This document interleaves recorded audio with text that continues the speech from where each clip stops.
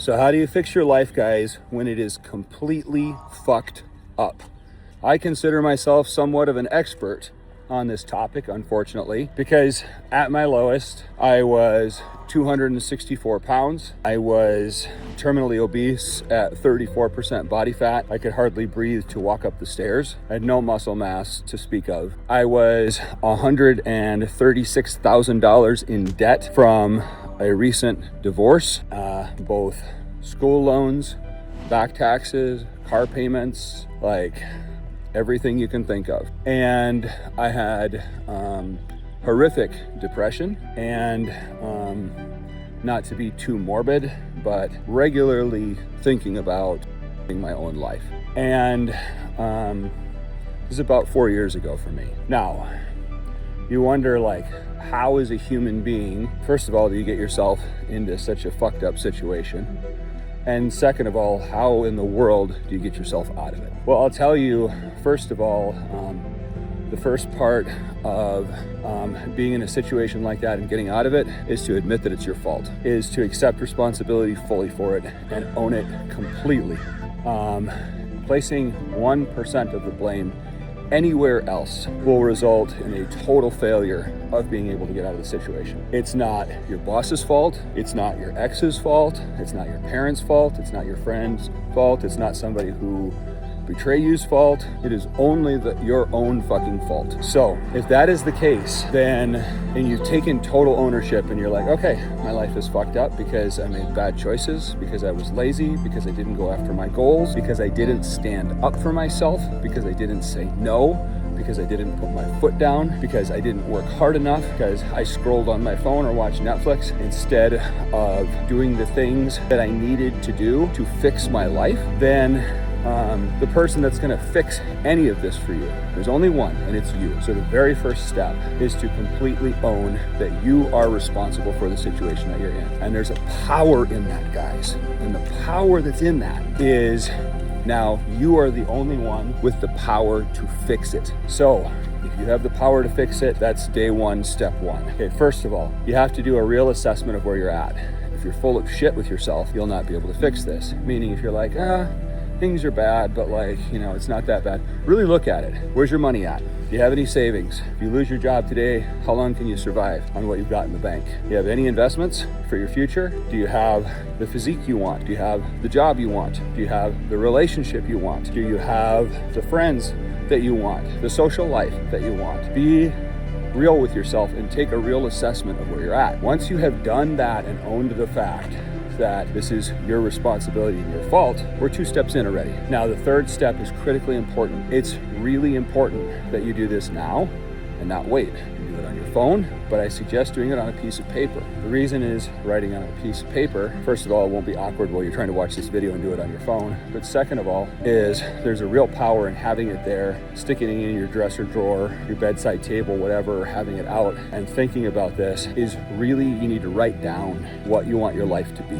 Because one of the things that I learned in therapy, and I'll talk about this, is that most people that have depression are focused on the past. And being focused on the past will really leave you in a depressive state. Talking about your problems all the time will leave you in a depressive state. Thinking about your problems all the time will leave you in a depressive state. If you are forward focused and have things that you have to accomplish, it's very hard to be depressed and stay depressed. Now, you're still going to have some swings where you might dip back into it, but really, it's very important to be forward focused. So what I'll tell you is from here, from this point in time, if you are in this state, you've owned it, and you have a real assessment of where you're at, I want you to write down what you want your future state to be. This is the physique I want. This is how much I want to have in savings. This is what I want my credit score to be. This is how much I want to invest every month eventually.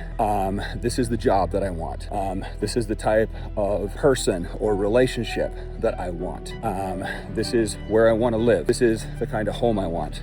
This is what I want to drive. You start to see, oh, there's things out there that I can look forward to and work forward to. Now, it's a much longer video that I can't get into here of how to get all those things, but we'll talk about some basic principles. So the basic principle that I and people that have achieved way more than me have used forever to accomplish the goals is is to write down the goal, and then underneath it, write down the steps to achieve it. Now, when you do this and you actively have it written down and pursue it every day, what you'll find out is it's fucking messy. Sometimes the steps go out of order. Sometimes you can't complete one of the steps. Sometimes, so don't think of them as steps like you have to go from 1 and then you have to get to 2 to go to 3. So don't number them, bullet them, meaning like these are all things that I need to accomplish to reach my goal. And some of them you will find you don't need to accomplish your goal, and you'll add other ones that you do need to accomplish your goal. The important thing is that the goal is there and that you're making forward progress to move towards that thing, okay?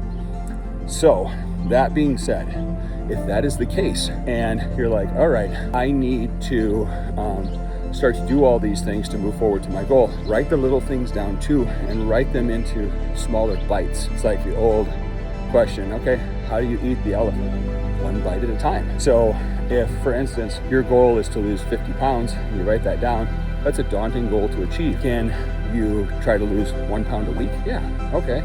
Well, that's 52 pounds a year. So there you go, that's how you accomplish that goal. See, break it down. Small, discernible, achievable steps. Okay, so, or investing, or jobs, or, you know, if you hate your boss and it's ruining your life to work or your work and it's causing you anxiety and depression every day, then like, okay, so every day I'm going to do at least 1 application, and then every weekend I want to get at least 5 applications done and make 2 LinkedIn posts about expertise in my industry to brand myself as an expert and give myself some visibility. Boom, now you have a plan. Now you can work that plan. So we're going to go back through the steps again. I'm regurgitating and going back through this stuff repeatedly on purpose. So number 1, accept responsibility. Number 2, write down where you're really at. Number 3, write down what your goals are that you really want to achieve in your life. Then it's simply a matter of also understanding where the barriers are, and that's number 4. And the barriers are if you fucking hate your boss because he's a complete dick to you every day. Okay, does it make sense for your long-term mental health to stay in that role? No. So that's one barrier that you need to find a way around. Are you in a relationship that's not supportive of you? Okay, then you either need to have those conversations to try to fix that relationship, or you need to get out of that relationship. Are you in a living situation that is not healthy for you? Are you living with a bunch of people that go out and drink and party 3 or 4 days a week and you're trying to stay sober? Or people that eat nothing but fast food all the time and you're trying not to be overweight anymore? Or whatever it happens to be, write down where those barriers are and write down, I don't want to work for Bob anymore. You know, can't stay in the relationship with Samantha anymore. Whatever it happens to be. These things will show you where the real problems are. But I'll tell you guys, and this is not one of the numbers, those 4 steps will really get you a good chunk of the way there. There's an old saying about your environment, and the saying is, before you think your life is terrible, make sure you are not in fact surrounded by assholes. So something to think about. That is really what you should stop and consider is, are you in fact surrounded by a bunch of fucking assholes? Or maybe you're the asshole yourself. And in either case, some changes need to be made for you to have a better life. Okay. So another thing you can do is you can look at your time and your money. If you're wondering where you have leakage or abuse in your life, watch where your time goes and where your money goes. Meaning, if you work 40 hours or 50 hours a week and you're like, I really need to make extra money so I can get out of this situation, fix my broken car, get a new car, I really need to move to this other place, I really need to do whatever, I really need to get rid of this debt. Then if that's the case, then like, how do you do that? Okay, well, when you think about it like that, you start to understand that like, okay, I have to make discernible steps toward this and away from the patterns that I have before. Like if I'm spending 5 hours a night gaming or watching Netflix, you can't spend an hour of that applying for new jobs. You can't spend the conversation with your mom, your friend, your significant other, the 15 or 30 minutes to try to make the relationship better. You can't do these things that would fix obvious problems. You can't take care of that bill that's been sitting there that the collectors are calling, or even just call them and say, hey guys, money's really tight right now. I could pay $25 a month towards this. Can you guys cut me a break until I can make some more money and get this? You can't start to create YouTube content or start to do affiliate marketing or start to do anything else, you know, where you can make some extra money, or start taking a free certificate You know, Elon Musk has a quote and he says, "No one has a right to be poor anymore. YouTube exists. In a month, anyone can become an expert on anything."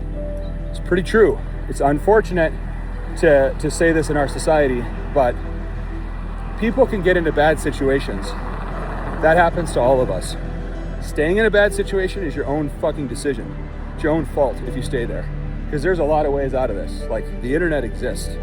There's money to be made everywhere. And there's free content everywhere on how to fix every problem if you listen to it. So, those are the things you need to start to do to turn around your life. Really, owning things, assessing where you're at, and writing down your goals and the steps to achieve them are the major principles in this video that will cause you to be successful. But if you don't take steps, nothing is going to change unless you do. Nothing will change in your life unless you do. No one is doing it for you. No one is coming to save you. No one is going to step up and rescue you. It's your responsibility. Are you going to take this video and start to take the steps to fix things for yourself, or are you going to sit in this for another day, another week, another month, another year, another decade?